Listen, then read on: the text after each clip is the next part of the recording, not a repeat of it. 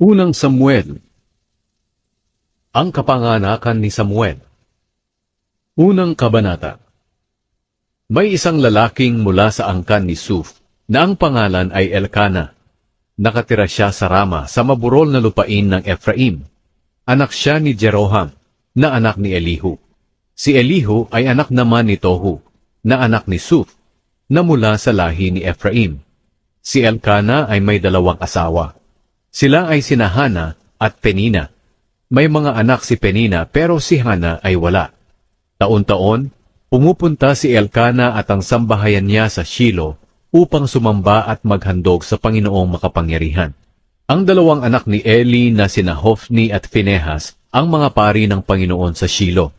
Sa tuwing maghahandog si Elkana, hinahati niya ang ibang bahagi ng kanyang handog para kay Penina at sa mga anak niya. Pero doble ang bahagi na ibinibigay niya kay Hana dahil mahal niya ito kahit hindi siya nagkakaanak dahil ginawa siyang baog ng Diyos. At dahil hindi nga siya magkaanak, lagi siyang iniinis at hinihiya ni Penina na kanyang kariban. Ganito ang laging nangyayari taon-taon. Sa tuwing pupunta si Hana sa bahay ng Panginoon, iniinis siya ni Penina hanggang sa umiyak na lang siya at hindi na kumain. Sinasabi ni Elkana sa kanya, "Bakit ka umiiyak? Bakit ayaw mong kumain? Bakit ka malungkot?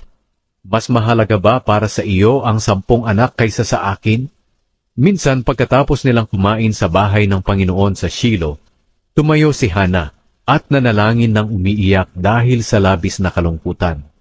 Nakaupo noon ang pari na si Eli sa may pintuan ng bahay ng Panginoon. Nangako si Hana sa Panginoon. Sinabi niya, "O Panginoong makapangyarihan, tingnan po ninyo ang aking paghihirap. Alalahanin ninyo ang inyong lingkod, at huwag ninyo akong kalimutan. Kung bibigyan niyo po ako ng isang anak na lalaki, ihahandog ko siya sa inyo para maglingkod sa inyo sa buong buhay niya. At bilang tanda ng lubos niyang pagsunod sa inyo, hindi ko po pagugupitan ang kanyang buhok." Habang patuloy siyang nananalangin sa Panginoon, nakita ni Eli na bumubuka ang bibig ni Hana pero hindi naririnig ang kanyang boses. Inakala ni Eli na lasing si Hana, kaya sinabi niya sa kanya, "Hanggang kailan ka maglalasing?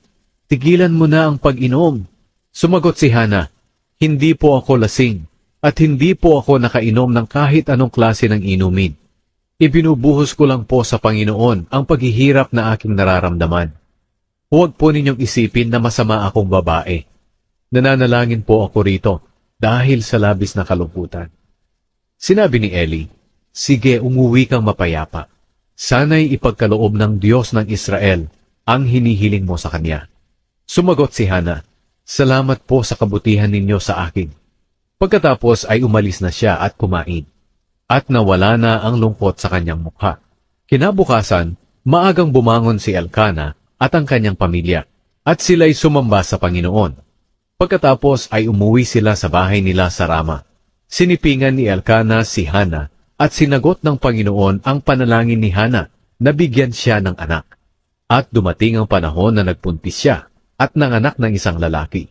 Pinangalanan niya itong Samuel dahil sinabi niya, "Hiningi ko siya sa Panginoon."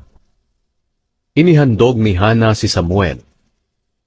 Muling dumating ang panahon na si Elkana at ang buo niyang pamilya ay maghahandog sa Panginoon, gaya ng ginagawa nila taon-taon. Ito rin ang panahon na maghahandog siya bilang pagtupad sa panata niya sa Panginoon, pero hindi sumama si Hana. Sinabi niya sa kanyang asawa, "Kapag naawat na ang sanggol sa pagsuso sa akin, dadalhin ko siya sa bahay ng Panginoon para ihandog sa kanya. Doon na siya titira sa buong buhay niya." Sumagot si Elkana, "Gawin mo kung ano ang sa tingin mo'y mabuti. Dito ka na lang muna hanggang sa maawat mo na ang sanggol. Tulungan ka sana ng Panginoon na matupad ang ipinangako mo sa kanya." Kaya nagpaiwan si Hana at inalagaan ang kanyang anak. Nang maawat na ang bata, dinala siya ni Hana sa bahay ng Panginoon sa Shilo. Nagdala rin siya ng 3 taong gulang na toro, kalahating sako ng harina, at katas ng ubas na nakalagay sa balat na sisidlan. Matapos katayin ang toro, dinala nila si Samuel kay Eli. Sinabi ni Hana kay Eli, "Kung natatandaan niyo po, Ako ang babaeng tumayo rito noon na nanalangin sa Panginoon. Hiningi ko po ang batang ito sa Panginoon at ibinigay niya ang kahilingan ko. Kaya ngayon, ihahandog ko po siya sa Panginoon. Maglilingkod po ang batang ito sa Panginoon sa buong buhay niya. Pagkatapos ay sumamba sila sa Panginoon.